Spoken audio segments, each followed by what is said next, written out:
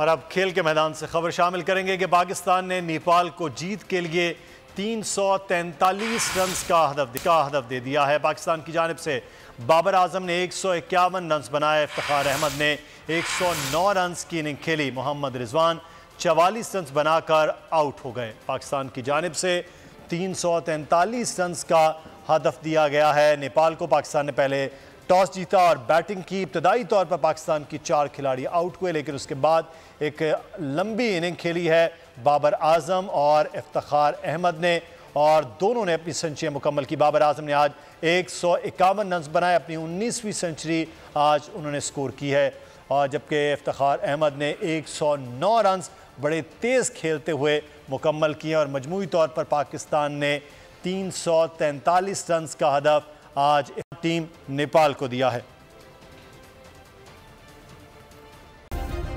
Subscribe करें और bell दबाएं ताकि कोई खबर रह न जाए।